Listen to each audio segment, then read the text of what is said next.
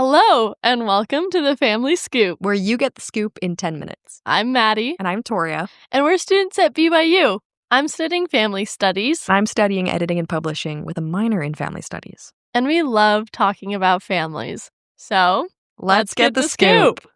Today we're going to be talking about intimacy versus autonomy and how to become one while still remaining you. Before we dive into the research, Maddie, do you want to help us define what intimacy and autonomy both mean? Sure thing. So, intimacy is defined as a closeness to others, and there's actually multiple different types of intimacy. There's sexual intimacy, emotional intimacy, intellectual intimacy, to name a few. But all three of those are crucial to becoming one in a relationship. Autonomy is defined as self-governance or understanding and knowing oneself and being true to oneself. So, understanding how both of these concepts play a role in a relationship is key to having a fulfilling life. Wow. Both of those concepts seem really important, but they also, to me at least, feel like they might be difficult to merge. Can we talk about how both of those can coexist? Oh, absolutely. And you are right. They are actually very difficult concepts to merge, but learning how to merge them in a relationship brings increased satisfaction to almost every single aspect of a relationship. Fascinating. Yeah, it is super important. So let's start with autonomy. To be truly satisfied in a relationship, you actually have to understand what brings satisfaction to you. No way. Crazy, right? But you have to understand your wants, your needs, as well as your dislikes in order to know if you are achieving those or not. That makes sense. I thought so. So, understanding your own thoughts and opinions, I will say, will also take work. It's sometimes, despite what it might seem, it can be hard to understand what our true wants and needs are and how we feel about different things. So it will take time of personal discovery, and something that can help with that is mindfulness techniques. Doing that will help you learn more about yourself. And true autonomy is considered when you have unity of heart, mind, and body. And once again, this is going to take effort and time. It also requires us to understand our inhibitions. Will you help us understand what an inhibition is? Oh, definitely. So, an inhibition is like a subconscious restraint or an instinct. I'll give you an example. So, let's say somebody who doesn't like sushi. So let's say, hey, let's go out to sushi, and they kind of grimace. They're like, ugh, I don't like sushi. So that initial response, that grimace, that thought, I don't like sushi, that's an inhibition. That's it's kind of like your opinion, like what you think about it. But understanding the reason behind that is important because there's healthy and unhealthy inhibitions. In this example, again, a healthy reason or a healthy inhibition would be because, oh, I've tried sushi and I don't like it. That's healthy. That's Seems fair. normal. Yeah. Exactly. Totally fair. An unhealthy inhibition would be like, I'm scared of sushi because I was taught that sushi will always give you food poisoning. See the difference? Yeah, so it's the reason behind how you react to something. Totally. Exactly. And there can be healthy and unhealthy. Exactly. That makes sense. Yeah. So overall, with autonomy, you need to know what you want and don't want and why. Yeah. Yeah. So those are very important aspects in this relationship. But now we'll move on to intimacy. So like I said before, there's different types of intimacy. Physical intimacy is not sex. Really? Yes, though, of course, in vernacular language, people can use that meaning sex. The actual definition is not. The actual definition of physical intimacy is the complete unity of the bodies. Okay. Yeah, which happens through sex, but it can also happen through other sexual things. It's just that union together. Another example of what it could look like is understanding when your spouse is going to be hungry. Because that is something that is completely physical. It's also something that's completely intimate.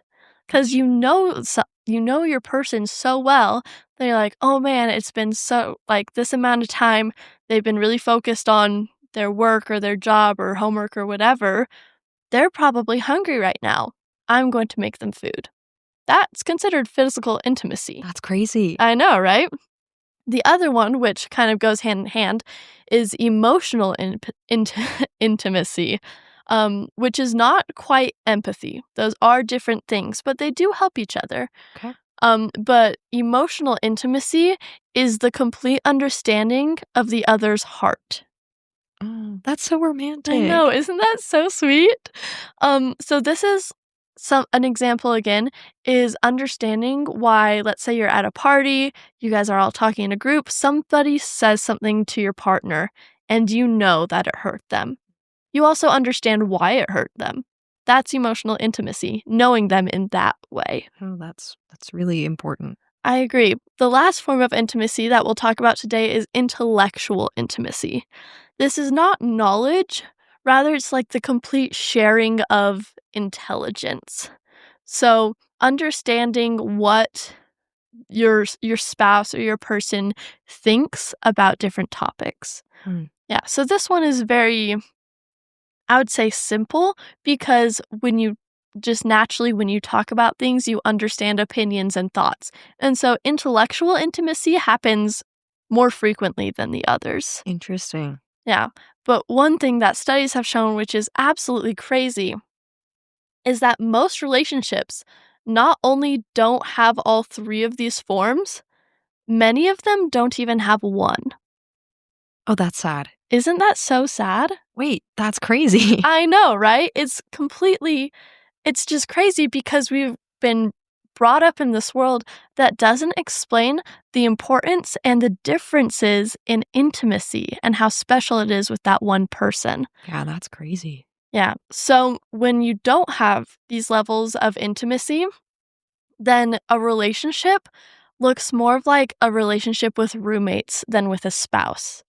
Oh, ouch. I know, right? That's crazy. So what you're saying is that these two concepts need to work together in order to strengthen your relationships so that you're not just roommates. Absolutely. And that's actually crazy. The comment of like we're more like roommates than married is something that therapists hear all the time, as well as divorce attorneys. Really? Yes, Like, oh, they were just my roommate. Like, we didn't feel like we were in love. We were just roommates. exactly. Wow. I know. So it's so important to understand intimacy. But we also want to talk about, once again, like the merging of these two, because both of them are very important. Right. You still need to be yourself while becoming one with your person. Absolutely.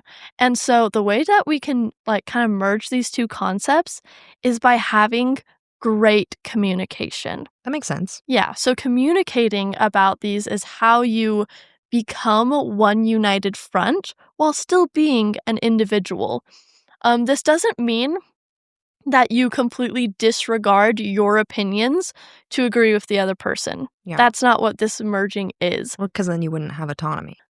No, exactly. You wouldn't have autonomy. What it means is when you both, with humility, drop your walls and decide on a way that supports both of you together. Mm. And this, as you can imagine, takes so much communication. Oh my gosh. Yeah, and lots of humility while you're at it.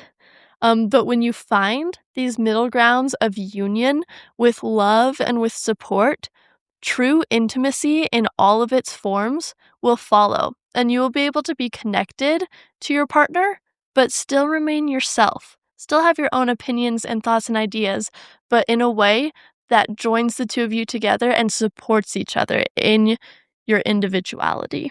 Wow. That makes me all warm inside. I know, right? Isn't that just such a happy thought? Yeah.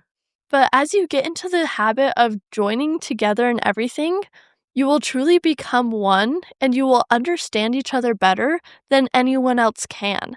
It's really magic. You hear about this with, twins because they can be so alike and just raised in such similar ways. But it's also just such a beautiful, wonderful experience when you see that with a married couple. Because they're so different, but they're becoming one. Exactly. Because you will still be an individual, but you'll be an individual who knows and cares for another so deeply that people won't be able to see you without the other.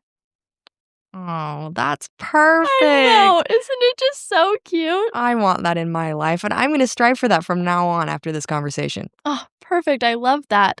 And I know today I didn't give a ton of specific steps to follow, because there isn't really a ton of specific steps to do.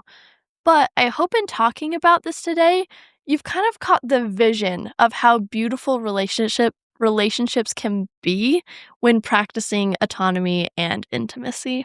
Wow, that is wonderful. Wow, what a great conversation we've had. I've certainly learned something. I hope our listeners have. Listeners, thanks for listening today, and make sure to join us next week on the Family Scoop, where we will be discussing the stages of commitment and how they look across the lifespan. We also have an Instagram account, so check out the Family Scoop to see posted content as well as our references to the studies mentioned in our podcast episodes. See you guys next week on The Family Scoop.